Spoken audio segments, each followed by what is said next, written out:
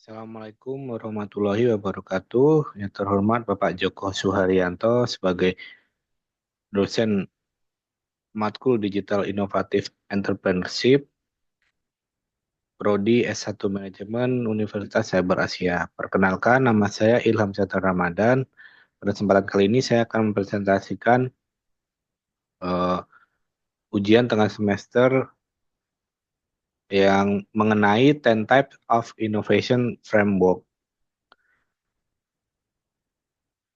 10 Types of Innovation Framework adalah sebuah kerangka inovasi yang dikembangkan oleh Dublin untuk membantu organisasi mengidentifikasi 10 jenis inovasi yang dapat membimbing perusahaan dalam mengembangkan strategi inovatif untuk mencapai keunggulan kompetitif dan memahami bahwa inovasi tidak hanya soal produk tetapi mencakup banyak aspek bisnis lainnya. Yang pertama, 10 Types of Innovation Framework terdiri dari 3 kategori utama, yaitu configuration, offering, dan experience. Dalam kategori configuration terdapat inovasi jenis profit model, network, structure, dan proses. Kemudian di kategori offering terdapat inovasi produk performance dan produk sistem.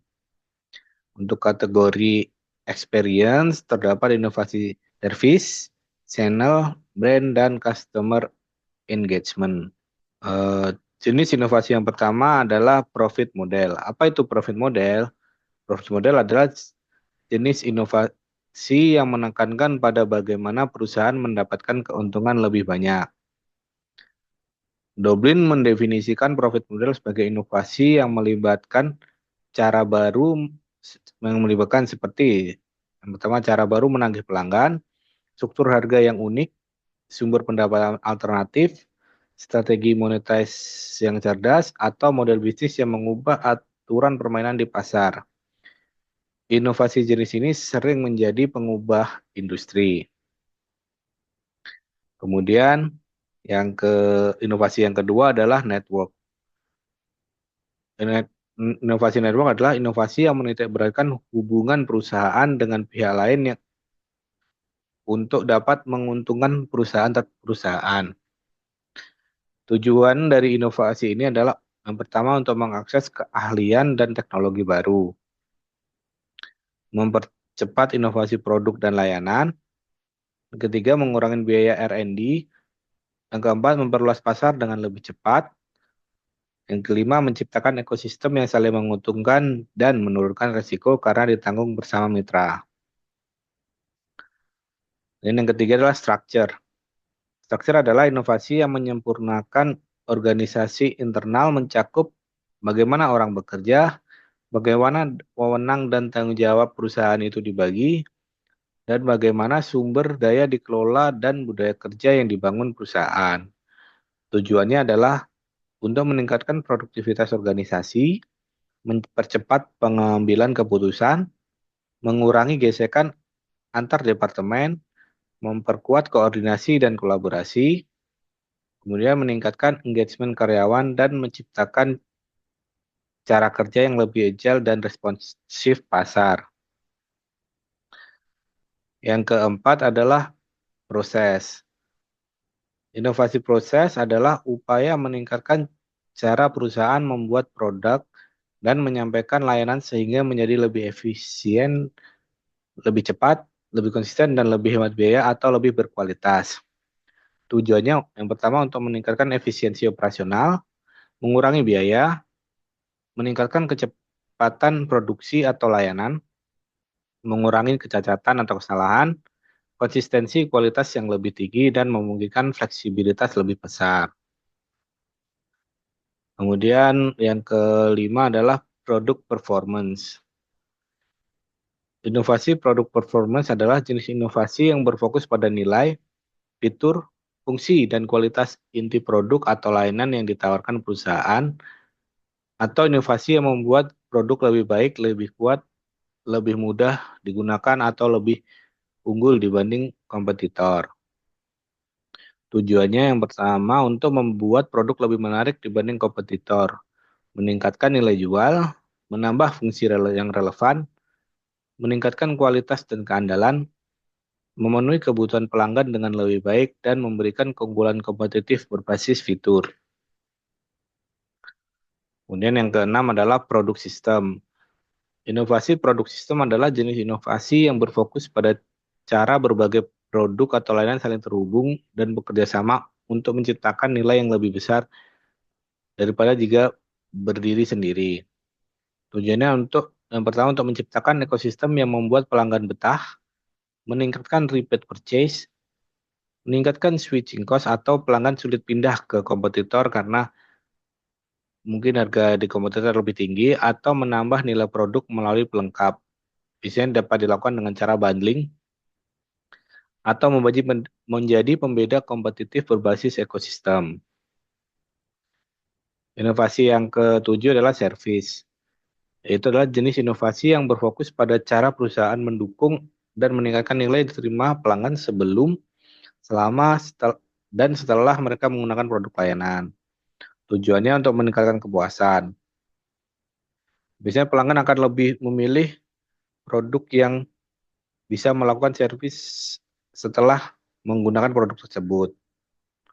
Kemudian tujuan yang kedua memudahkan pelanggan menggunakan produk, membentuk loyalitas tinggi, menambah nilai produk tanpa mengubah bentuknya, menjadi pembeda kompetitif melalui pengalaman layanan dan mendorong pembelian ulang dan atau rekomendasi. Inovasi yang kedelapan adalah channel. Channel innovation atau inovasi channel adalah inovasi yang berkaitan dengan cara perusahaan menyampaikan produk atau layanan ke pelanggan, baik melalui jalur distribusi baru, platform digital, model penjualan alternatif, maupun cara interaksi yang memudahkan pelanggan membeli atau menggunakan produk. Tujuannya sebagai jembatan antara penawaran perusahaan dan pelanggan, sehingga inovasi di dalamnya bertujuan memperluas jangkauan pasar, meningkatkan kenyamanan pembeli, dan memberikan pengalaman akses yang lebih cepat dan efisien. Kemudian inovasi yang nomor 9 adalah brand. Inovasi brand adalah inovasi yang berfokus pada bagaimana perusahaan mempresentasikan dan mengkomunikasikan identitas, nilai, dan proporsi produk pada pelanggan, sehingga menciptakan persepsi yang kuat, unik, dan berbeda dibandingkan kompetitor. Tujuannya adalah yang pertama memperkuat persepsi dan reputasi perusahaan, meningkatkan loyalitas dan emosional attachment. Yang ketiga, membuat produk mudah dikenali dan diingat, membedakan dari komputer secara identitas, memberikan nilai tambah di mata pelanggan, dan mendukung strategi pemasaran dan penjualan. Kemudian jenis inovasi yang terakhir adalah customer engagement. Customer engagement adalah inovasi yang berfokus pada cara perusahaan berinteraksi dengan pelanggan secara lebih mendalam, emosional, dan berkelanjutan, sehingga tercipta ikatan kuat dan loyalitas jangka panjang. Tujuan dari inovasi ini adalah meningkatkan kedekatan dan keterlibatan pelanggan, mendorong loyalitas dan retensi jangka panjang, membuat pelanggan menjadi promotor brand atau brand ambassador yang sering kita ketahui, kemudian meningkatkan frekuensi pembelian dan user lifetime value, mengubah pembelian dari transaksi menjadi pengalaman, dan menjadi pembeda kompetitif berbasis hubungan emosional. Untuk studi kasusnya, saya akan mengambil perusahaan Toyota Indonesia. Dalam perusahaan Toyota Indonesia ini, menurut saya sudah menerapkan 10 types of innovation framework. Inovasi yang pertama adalah profit model. Perusahaan Toyota mengkomersilkan atau menjual sistem produksi TPS ke manufaktur lain sehingga bisa mendapat eh, pendapatan lain dari selain penjualan mobil. Kemudian yang kedua, inovasi network. Toyota menjalin kemitraan dengan pemasoknya yaitu Keiretsu. Kemudian untuk inovasi struktur, budaya kerja di Toyota Indonesia menerapkan budaya Kaizen dan Gemba, di mana budaya ini adalah seperti contohnya seperti melakukan perbaikan secara terus-menerus. Kemudian yang proses Toyota Indonesia memproduksi Toyota Production System. Kemudian produk performance, inovasinya Toyota mengeluarkan teknologi Toyota Hybrid System di mana yang mengaklaim produk mereka lebih irit bahan bakar. Kemudian inovasi yang selanjutnya adalah produk sistem yaitu TNGA platform. Kemudian untuk inovasi servis, Toyota Indonesia sudah banyak ada ada mendirikan bengkel resmi di seluruh Indonesia sehingga memudahkan pembeli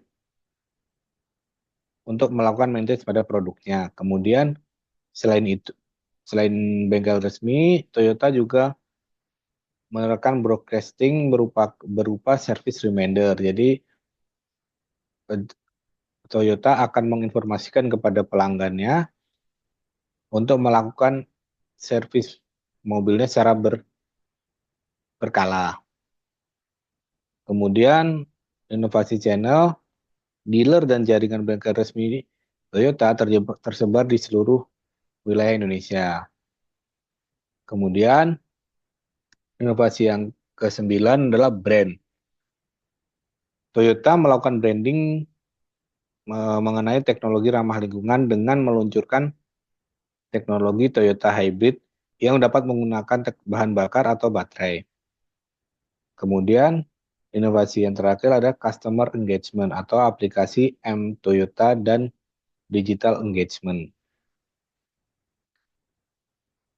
Sekian presentasi yang bisa saya sampaikan. Apabila ada kekurangan saya mohon maaf. Bila taufiq walhidayah. Wassalamualaikum warahmatullahi wabarakatuh.